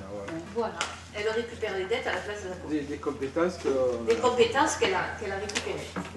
Le transfert de compétences à la métropole s'accompagne par la reprise de l'ensemble du passif lié à l'exercice de ces dernières. Lorsque les emprunts existent et ne peuvent pas être individualisés par compétence, il est proposé l'application du mécanisme alternatif dit de dette récupérable. Ainsi, la commune continue à rembourser ses emprunts sans transfert de contrat à la métropole, cette dernière remboursant à la commune une quote-part d'emprunt. Et pour ce faire, une convention entre la métropole et la commune concernée doit être conclue. Cette convention, si annexée, précise pour chaque compétence les annuités dues à la commune par la métropole au titre de ce dispositif. L'approbation concordante du document par le conseil municipal et le conseil de métropole permettra la mise en œuvre des remboursements au bénéfice de la commune. Vous comprenez bien l'intérêt de voter cette délibération. Voilà. Alors, il s'agit des compétences qui ont été collectées, puisque c'est un nouveau mot. Voilà. Alors, il y a les transferts d'équipements au titre de compétences, gestion des eaux pluviales, la GEMAPI, gestion des milieux aquatiques et prévention des incendies. Voilà. Et des inondations, oui, des inondations. GEMAPI, c'est l'inondation, c'est pas l'incendie. Ce soir, tu as des problèmes avec les sites, là. Voilà. Bon, ensuite, pour les transferts d'équipements relevant des autres compétences, voilà, ils sont calculés après la valeur du patrimoine transféré. Alors, les tableaux d'amortissement consolidés de la quote-part par la métropole est joint à l'annexe. Voilà. Donc, vous avez 17 années pour les compétences GEMAPI et au pluvial, et 12 années pour les autres compétences. Donc, ces annuités représentent pour la période 93 932 €, dont 75 461 au titre du remboursement du capital et 18 471 pour les intérêts. Donc, nous vous demandons d'approuver la convention de dette récupérable et de dire que l'enregistrement de la créance auprès de la métropole sera imputé sur le compte 276 351. Voilà. Partagé en remboursement du capital et remboursement des intérêts. Bien. Est-ce que vous nous autorisez à signer cette convention? Voilà.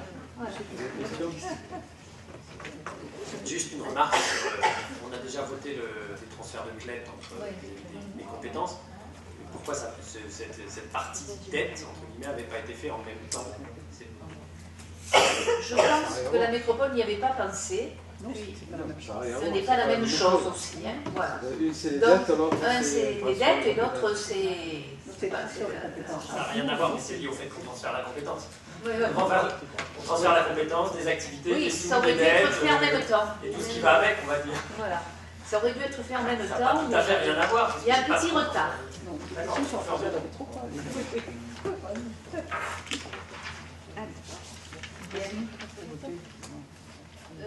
donc nous allons voter qui est pour. J'espère que tout le monde est pour. Merci.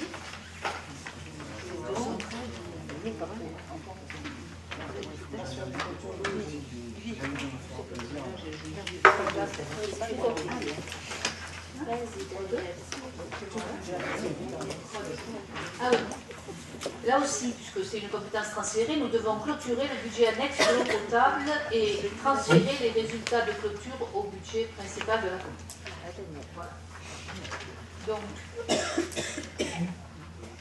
la métropole sera compétente en matière d'eau potable et d'assainissement, et ce inclut l'assainissement pluvial à compter du 1er janvier 2018. Donc, elle a normalement vocation à se substituer à cette date à la commune pour la gestion du service de l'eau potable. Pour nous, c'est la Société des eaux de Marseille.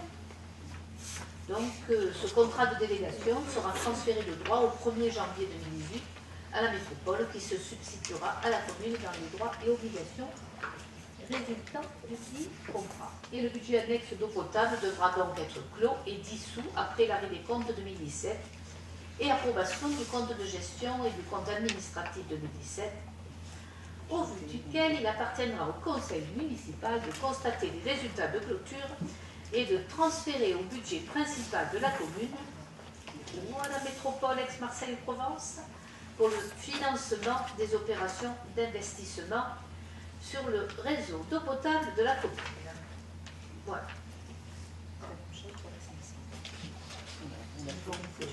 Vous, ça a été fait, hein? Donc, il s'agit de procéder à la clôture du budget annexe de l'eau et de réintégrer le cas échéant l'actif et le passif du budget annexe au budget principal. Vous votez les deux délivres. Oui, on peut voter les deux. Les deux sont pareils. Voilà. C'est exactement pareil avec l'assainissement. C'est exactement la même chose avec l'assainissement. La 3-3. La 3-2 et la 3-3. C'est le même principe. Y a-t-il des questions? C'est juste pareil parce qu'on avait bien clôturé le budget annexe, on l'avait. clôturés. Nous, on les avait déjà intégrés, mais il y avait des communes qui ne les avaient pas intégrés, donc ils nous demandent de délibérer. Parce qu'en plus, il y a un bruit à un moment. Hein. Donc, à une réunion, une conférence des maires, on nous a dit non, non, il faut garder les budgets. Alors, il y avait des communes qui les avaient Nous, on n'avait pas refait, mais voilà. Il faut clôturer ces budgets et reverser l'argent pour les dettes sur le budget général de la commune. Donc, on passe au vote. Est-ce qu'il y a des questions? On n'en a pas posé. Voilà. Je ne comprends pas ce que c'est le transfert de la maîtrise d'ouvrage temporaire. Alors, c'est quand on a... Quand il y a des travaux qui sont faits, le responsable, le maître d'ouvrage, en fait, peut déléguer temporairement sa maîtrise d'ouvrage à un tiers. Hein, on a fait par exemple l'entrée de ville et le cimetière en TTMO, transfert temporaire de maîtrise d'ouvrage, pour le compte de la communauté, puisque la communauté avec la compétence entrée de ville. Mais c'est la commune qui a géré, qui a lancé le marché et qui a géré l'opération.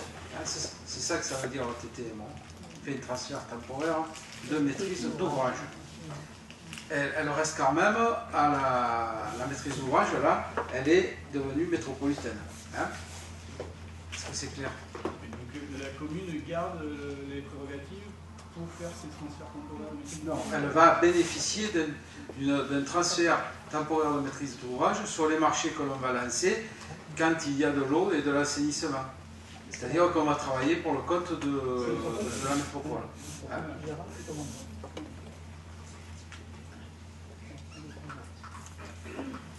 Allez, on vote. Alors, c'est d'abord pour l'eau, c'est la 3-2, qui est pour. Merci. Pour la 3-3, c'est la même chose pour l'assainissement. Voilà. Bien, Michel, subvention à l'association Cercle Saint-Michel.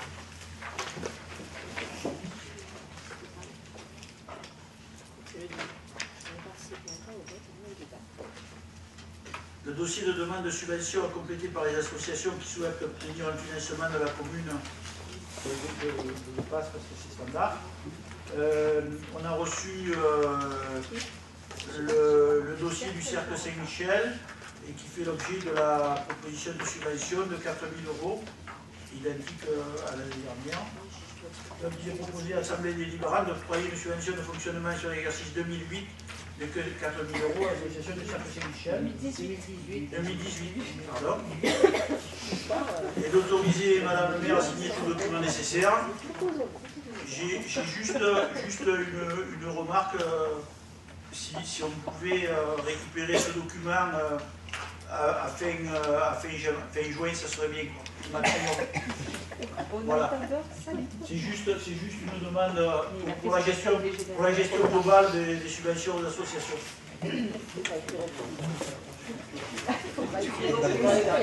Du coup, j'ai pas de questions. Et moi, je ne participerai pas au vote. Ni au débat. Ni au débat. Allez, on y va. Mais je voterai pour Michel Giraud puisque je le représente. Il n'est pas arrivé, il m'avait dit qu'il allait laisser quart d'heure. Bien. Allez, on passe au vote. Donc, qui est pour? Michel Giraud. Très bien. Ensuite, Daniel, demande d'un contrat départemental de développement et d'aménagement. Voilà. Voilà, donc dans ce contrat qui avait été signé avec le département, essentiellement, c'est ça, ouais. Donc il n'y a rien qui a changé par rapport à l'obtention des subventions, sauf que la part des compétences qui sont transférées à la métropole, ben, on transfère aussi les subventions, c'est-à-dire que la métropole doit verser sur ces compétences-là la subvention à la commune, elle le versera directement à la métropole. Alors c'est détaillé. Oui. Le département, c'est pas la métropole qui versera à la métropole. Non, le département versera donc la subvention directement à la métropole pour la part des compétences qui sont transférées. Voilà. Donc vous avez le détail. avec le montant qui avait été attribué à la commune et le transfert qui est affecté à la métropole, et donc les subventions en rapport qui seront transférées et payées directement à la métropole. Est-ce que j'ai été clair? Sur un projet, lorsque on travaille sur de la voirie ou sur de l'eau et de l'assainissement, comme c'est transféré, c'est la métropole qui récupère les subventions. Sur les compétences qu'elle a. Voilà, on va transférer. On peut avoir un rappel sur l'opération numéro 9, là, le périscolaire, extrascolaire, ça correspond à la restauration, ça correspond au restaurant Johan, scolaire. Johan, c'est le restaurant scolaire. Excusez-moi, j'étais pris. C'est le restaurant scolaire.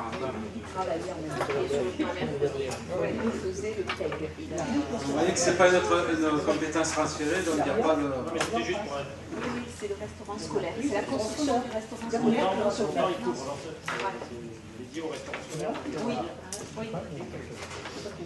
Tout à fait. Mais là, ce n'est pas une compétence de transférer tout ce qui est scolaire. Non, mais on n'a rien à leur verser. Donc, on rappelle. Allez, on passe au vote. Bien. On passe au vote. Nous passons au vote. De toute façon, même si nous votons contre, il faudra leur donner. Donc,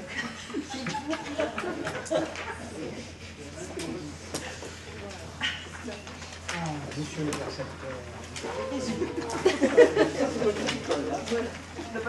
Attribution d'une indemnité de conseil à monsieur le percepteur. Nous venons d'en changer de percepteur. Nous avions une perceptrice et maintenant nous avons un percepteur. Voilà. C'est quelque chose qui est normalement illégal. Normalement et légal. Voilà. C'est l'article 97 de la loi, etc.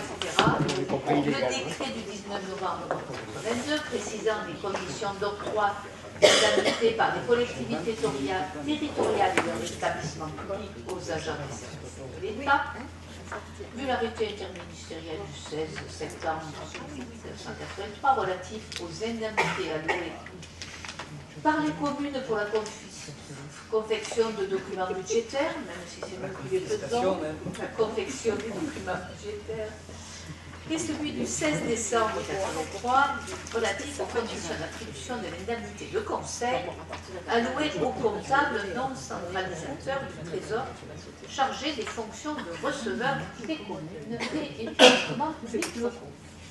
J'espère que celui-là, il viendra au conseil, parce que normalement... On le paye. On le paye. Bien, on appelle qui vienne pour vous.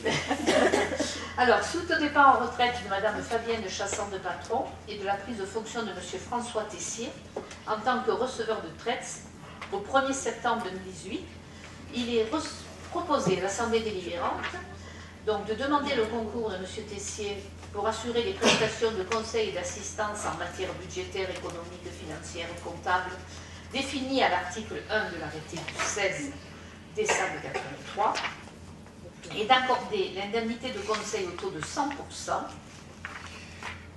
environ 2 000 € par an, et de décider que cette indemnité sera calculée sur les bases définies à l'article 4 de l'arrêté interministériel, toujours du 16 décembre 1983, ce jour-là, bien des choses ont été décidées, et sera attribuée à M. François Tessier, receveur municipal. Voilà. Des questions? On n'a aucun moyen de le faire venir. S'il ne veut pas venir, il ne vient pas. Il est venu nous voir plusieurs fois, il revient demain matin, donc il est très... Mais normalement, il doit venir le jour où nous votons le compte administratif, etc. Parce que c'est le sien. Voilà. Je pense qu'il viendra. Nous allons l'inviter à venir. Non, mais je pense qu'il viendra. Non, il viendra. Il a l'air très coopératif maintenant, il est là que depuis quelques mois. On a un an pour voir. On a un an. Tu as quelque chose après. D'autres questions pour monsieur le percepteur? Oui, monsieur Chêne. Moi, je vais voter contre, parce que j'estime que c'est un privilège féodal et que dans ces moments de changement importants qui secouent la France, je trouve que c'est anormal qu'on rémunère de manière Et on le sait, parce que 2000 € par an, c'est quand même pas une ça qui fait ça sur toutes ces communes et les syndicats dont il a il doit se faire un sacré pourboire. Et donc c'est pour ça que je votais contre. J'estime que ce personnage en plus doit être grassement rémunéré de manière normale. Il a un salaire, une indemnité de fonction et sans doute un logement et une voiture. Et...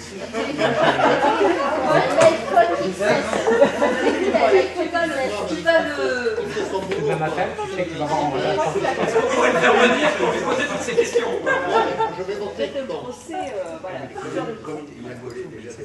il n'a pas que Fumeau comme commune. Hein. En plus. Voilà, il y a Fresnes, etc. Tout le canton de Fresnes. Dominique, je vous encourage à faire comme moi. Dominique, est-ce que tu sais qu'un percepteur, quand même, il est redevable sur ses deniers personnels. Voilà, sur ses deniers personnels. C'est-à-dire que s'il y a une erreur, c'est à lui à payer. Voilà.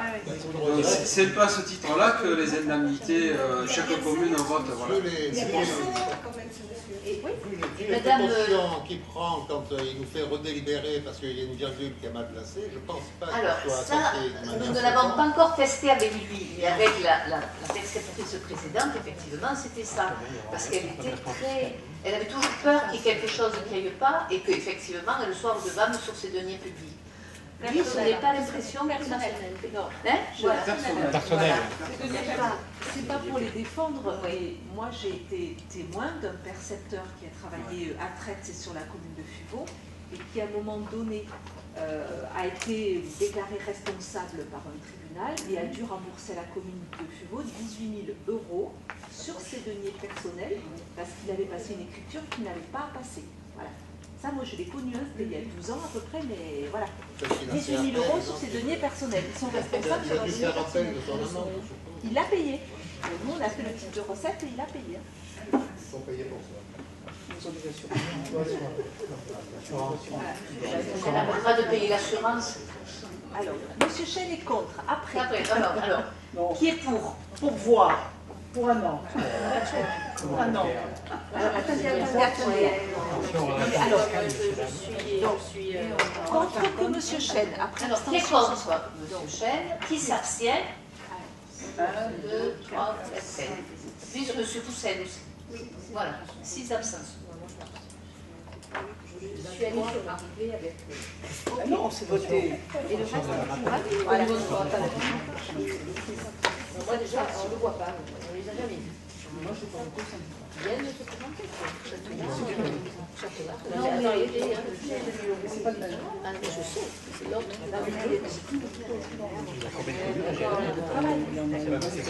Allez, on passe à la conclusion. Alors, Daniel Boulevard, l'urbanisme, acquisition de la parcelle AW 243 ACM. Voilà, il s'agit de récupérer une bande de terrain le long de la contre-allée de Saint-Charles, de la zone d'activité Saint-Charles. C'est une parcelle qui avait fait l'objet d'achat par la SPE à l'époque dans le cadre de la constitution de la zone d'activité. Ensuite, elle a été récupérée par le département pour l'élargissement du RD6. Les travaux ont eu lieu puisque une contre-allée a été réalisée par la commune de Fumeau pour le compte du département il y a quelques années en arrière. Là, il s'agit de délaissés, mais qui feront l'objet d'une cession gratuite à meilleure fortune. Ça veut dire que le département nous cède cette bande de terrain à condition que la commune ne la vende pas. Hein, c'est-à-dire qu'on ne puisse pas faire de transaction dessus, mais nous permettra cette parcelle de pouvoir accéder à au dernier terrain qui n'est inutilisé au niveau de la ZAC et permettre l'accès à la future station GNV qui va se construire à cet endroit.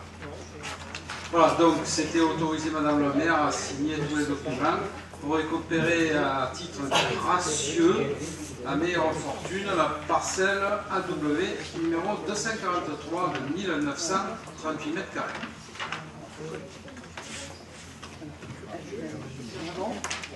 Des questions? Oui, c'est bien ça le devenir de la parcelle qui restait avant, ça sera une station de C'est ça, tout à fait. Ça implantera quand? Comment? Ça implantera quand? Dès qu'on avait des soucis sur l'accès, donc maintenant étant propriétaire de la parcelle, la vente va se réaliser sûrement avant la fin de l'année, si on peut le passer. Et ensuite, c'est Engie qui va investir. GNV, le gaz. GNV, gaz naturel. Sans le gaz. Valorisé, non? Gaz pour véhicule. Pour véhicule, non? Oui, pour véhicule. Mais en fait, c'est du gaz de méthanisation, quoi. Hein, c'est du gaz qui est produit dans les usines de méthanisation, voilà. V comme vert, je pense. Hein. Oui, gaz naturel. Dans le compte rendu. Alors, d'autres questions à Daniel? Non. Bon, alors, nous allons voter qui est pour. Merci. Ensuite, il y a les modifications du règlement de fonctionnement des établissements d'accueil du jeune enfant pour donc les moussaillons et les porte-avions. Alors, encore une fois, nous allons modifier le règlement intérieur, parce qu'en fait, donc en fait, pour rappel, quand on est passé à la PSU en 2016, donc on a modifié le règlement intérieur. On a fait donc des prestations de services uniques. Donc on avait modifié le règlement intérieur des multi-accueils Moussaillon par Payoun, à savoir qu'il y avait eu quand même pas mal d'allers-retours avec la CAF, Madame Rebuffel et Madame Chassanou. Et après, je ne sais plus pourquoi on l'avait modifié, il y a eu autre chose. Et là, en fait, on a eu contrôle CAF. Et quand il y a contrôle CAF, il regarde le règlement intérieur et il modifie. Là, c'est pas la virgule, c'est le point ou le point-virgule. Et donc, en fait, on est obligé de redélibérer donc, le règlement de fonctionnement des établissements. Donc, je vais peut-être pas faire le détail donc, de ce qu'ils nous demandent. Voilà, ça change pas grand-chose par rapport à notre fonctionnement. Moi, je m'étonne sur le temps d'accueil qui ne doit pas être imposé. Il faudrait donc supprimer un temps d'accueil de 3 heures minimum est imposé. Donc ça, ils nous disent qu'il ne faut pas le mettre parce que, voilà, faut pas le mettre. Alors que pour aller dans le sens de la qualité de l'accueil du jeune enfant, il faut quand même un minimum. Mais bon, c'est la CAF, c'est comme ça, c'est du côté des parents. La qualité du service, c'est pas leur truc, a priori, avec la PSU et ça. Donc voilà, il est donc proposé à l'Assemblée délibérante d'approuver les articles modifiés qui figuraient donc dans le nouveau règlement de fonctionnement et d'autoriser Madame le maire à le signer, à savoir qu'il va falloir donc réimprimer tous les règlements de fonctionnement et les donner encore à toutes les familles, donc ça fait du papier en plus, des frais. Les envoyer par mail, non parce qu'il faut une signature, donc voilà. Donc voilà. Donc, la signature électronique. Oui. Ah, mais on l'a pas encore, la signature. Oh là, oh, c'est bien. Donc voilà. Dans votre famille. Oh non, pas dans votre famille, mais on va pouvoir l'exporter. D'accord. Bon, alors, si on peut faire ça, ça serait très bien, parce que là, il faut encore faire plein de copies. Et à l'heure de la dématérialisation et de l'agenda 21, c'est dommage. Moi, je l'ai au territoire du Pays d'Aix, la signature électronique. Ça ne marche pas toujours. On va venir signer. Non, mais pour les marchés publics, on l'a acheté là. Voilà. Donc, si vous avez des questions. Concernant les missions des équipes, ça consiste en quoi les précisions? En fait, ils demandent juste de d'énumérer donc les missions des équipes, ce qu'ils font déjà actuellement. Donc là c'était les articles notamment. Là, je n'ai pas le règlement sous les yeux. Ah, tu l'as? Non, parce que j'imprime pas, moi je dématérialise. Bon, je vais ça, je vais Il y a l'autre date de ça a été exprimé. Voilà. C'est pas grave. Vous ne savez pas quoi faire, on a fait ça. Alors, hein? Non, mais c'est. Enfin, moi, je trouve que c'est une aberration. Parce que si l'année prochaine, on a encore un contrôleur CAF, on va encore de changer le truc. Donc, ça, il faut s'y attendre. Alors, c'était quel article? Je ne sais plus. L'émission. Ah oui, l'équipe de assure en présence continue auprès des enfants, ça, elle est composée, c'est ça? C'est la composition? Oui. En fait, c'était juste que c'était la pas marqué dans composition et la mission. Composition des équipes. En fait, c'était pas énuméré, quoi. Donc là, on avait mis personnel diplômé, donc là, il fallait rajouter donc, toutes les missions au quotidien et toutes les. Voilà. Elles ont des fiches de poste, quoi. Oui, elles ont leur fiche de poste. Et on a aussi donc, un projet pédagogique où là, par crèche, donc tout est énoncé. Voilà. Donc c'est redit. De toute façon, là aussi, on est obligé. Ah oui, non, mais on est obligé. Et puis, Alors, il n'y a plus de questions, nous votons, qui est pour. Merci beaucoup. Enfin, le week-end et séjours de ski 2019 pour les ados. Fixation des tarifs. Béatrice. Alors, donc, le service enfance jeunesse propose de reconduire pour 2019 les propositions d'un week-end et d'un séjour de 5 jours au ski au cours de l'hiver. Je ne vais peut-être pas vous lire toute la page. Non, c'est de la littérature. Simplement, je vais vous proposer le week-end ski donc 2019 qui sera prévu le 26 et le 27 janvier 2019 au Val d'Alos. Il sera proposé donc à 16 jeunes accompagnés de 2 animateurs. Donc les modalités, c'est qu'ils partent avec le minibus de la commune et un autre minibus de location du Sivom. Donc l'activité principale, vous l'aurez compris, c'est le ski alpin pendant 2 jours. Et voilà, donc il y a la location du matériel et, qui est comprise avec les repas et les nuits et l'aller-retour en minibus. Voilà, vous avez les informations sur le coût de revient du séjour, les propositions de tarifs. Pour le week-end, vous avez également un séjour ski donc 2019 qui est composé de 5 jours, qui est prévu du lundi 11 au vendredi 15 février. Tu m'entends pas? C'est bon, c'est mieux. Donc il se fera au Trappeur, situé sur la commune des Ors. Ce séjour qui sera proposé donc à 32 jeunes au lieu de 20 l'année dernière, et donc qui s'effectue donc avec pardon, 2 animateurs de plus. C'est 4 ou 5? C'est 4. C'est 4. Ouais. L'année dernière, ils étaient 2. Oui, il y avait Vincent qui était parti, il y avait un stagiaire qui était parti.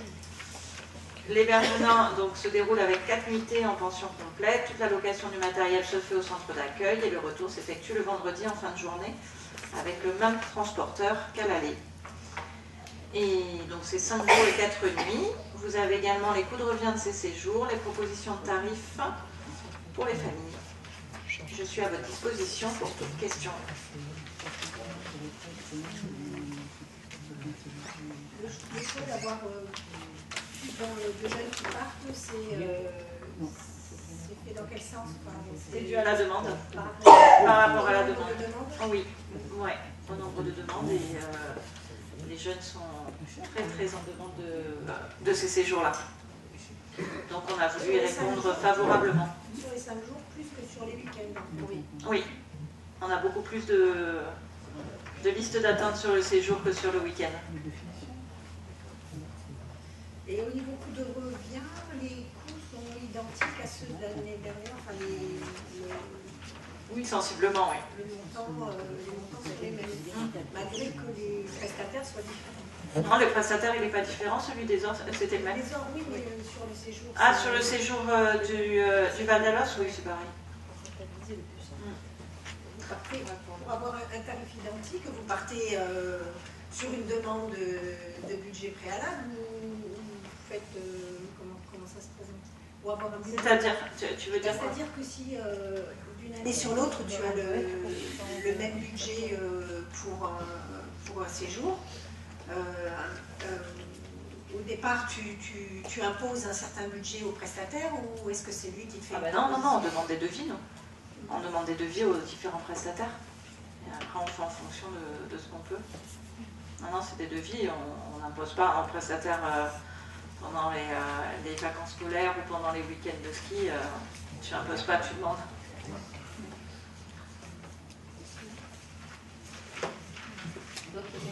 D'autres questions? Juste une remarque et une question. On ne souhaite pas rouvrir le débat là, sur l'histoire des tranches. On avait déjà avancé par rapport à ça.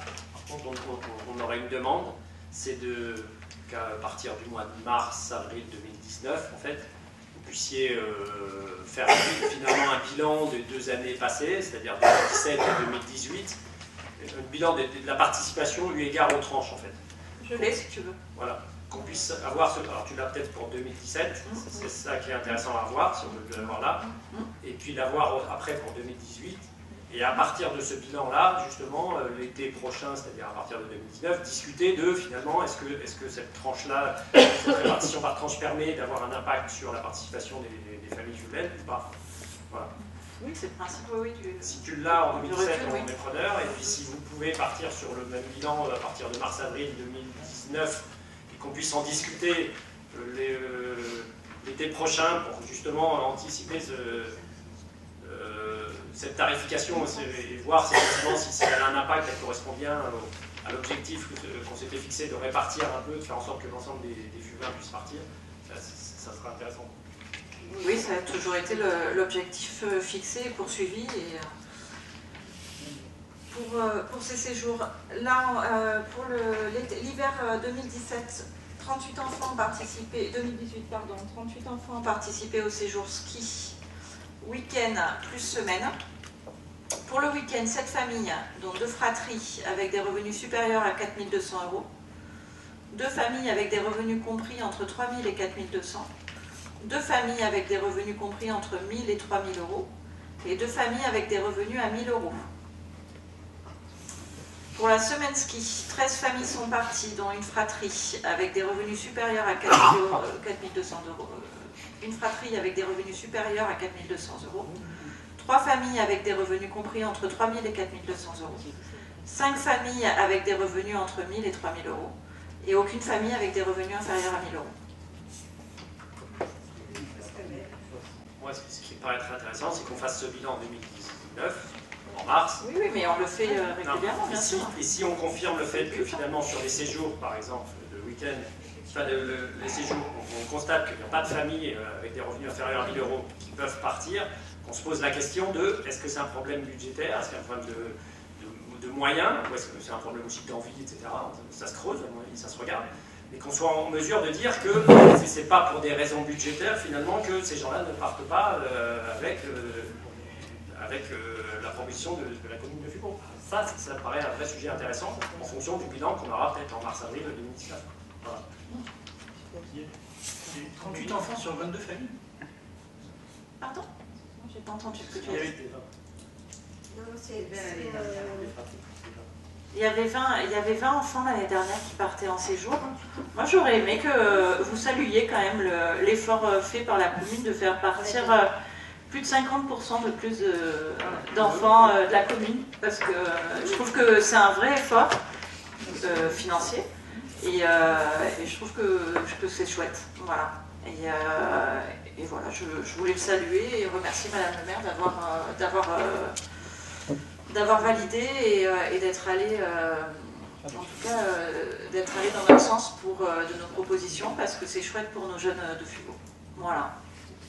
En termes de financier, justement, ça représente quelles dépenses alors pour la commune l'année dernière? Il suffit de multiplier. On était avec un budget l'année dernière pour le séjour ski, on était à plus de 6 000 €, sauf erreur de ma part. La partie payée par la commune? Là, on table sur à peu près le double cette année. On sortira et s'ils ont présenté un comité de pilotage. Oui, tous les bilans sont présentés en comité technique, bien sûr. Moi, je peux les ressortir, il n'y a pas de souci. Ouais. On ne peut que dire que c'est positif de proposer à plus d'enfants, plus de jeunes de partir en séjour. Ça, on ne peut pas dire le contraire. Par contre, on s'aperçoit quand même que sur 2018, les faibles revenus, comme le disait Jean-François, ne partent pas. Donc, les hauts revenus non plus. Oui, mais si je peux me permettre. Oui, peut-être, mais en fait, il faudrait, en plus d'avoir un nombre important de jeunes qui partent, de réussir à répartir par catégorie. C'est vrai que tout le monde puisse partir. Exactement, oui, c'est ce qu'on voit sur le week-end, il y a tout le monde qui part. Et sur le séjour en 2018, on va voir en 2019. Exactement. On part bien. Allez, s'il n'y a plus de questions, nous votons. Qui est pour? Merci. Alors, Jean-Paul, les contrats d'assurance et les risques statutaires. Alors, nous sommes toujours dans les assurances, mais là, il s'agit des assurances pour les fonctionnaires de la commune. Allons-y. Simplement, la rubrique, c'est pas enfants jeunesse, c'est ressources humaines. Bien que notre personnel est jeune.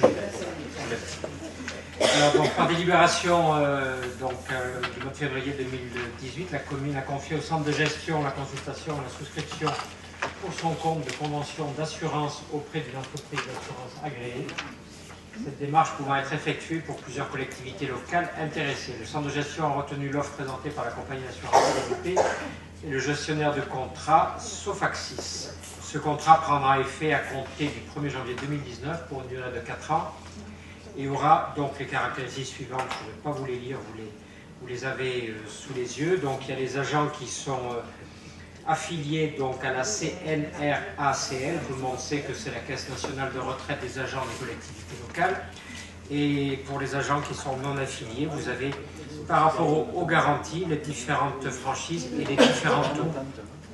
Il faut savoir que ces taux, suivant les sinistres des années précédentes, c'est un petit peu comme une assurance de voiture, eh bien, on peut avoir un bonus ou on peut avoir un bonus.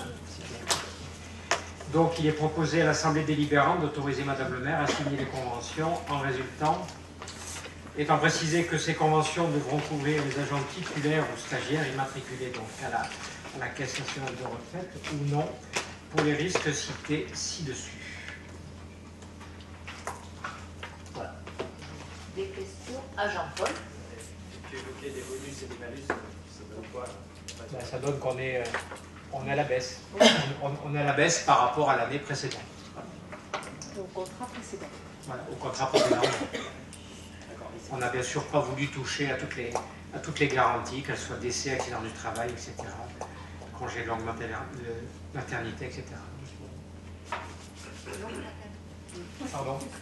Congé de longue maternité, ça dépend de la gestation. Non, les congés de longue maladie. Les CLM.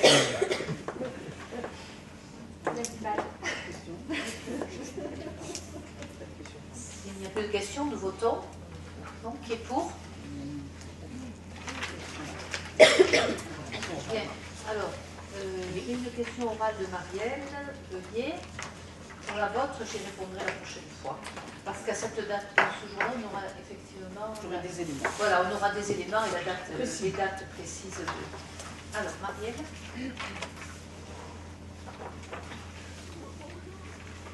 Madame le maire, lors du comité technique du relais d'assistante maternelle du 18 octobre 2018 qui a eu lieu à Traits, j'ai été interpellée par des assistantes maternelles de Fuveau au sujet d'une information qui circule sur notre commune, dont voici la teneur.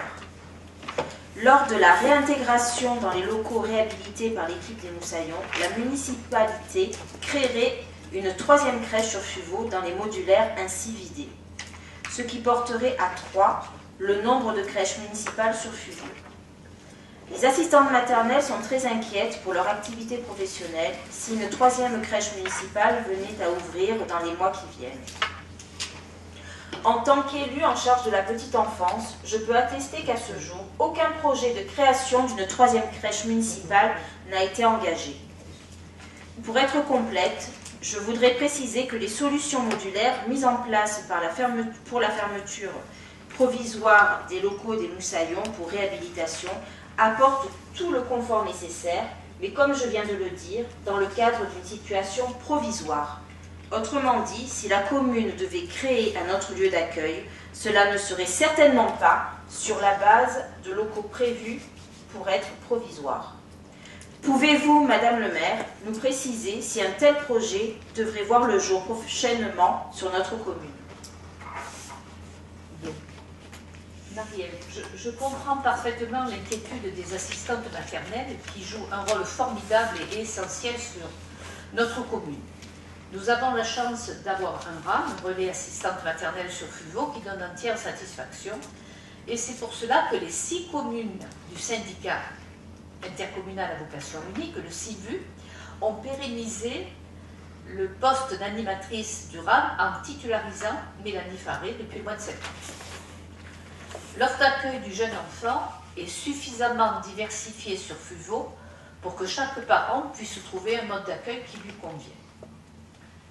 Comme tu l'as précisé à l'instant, je confirme, si c'était nécessaire, qu'aucun projet de création d'une 3e crèche est prévu.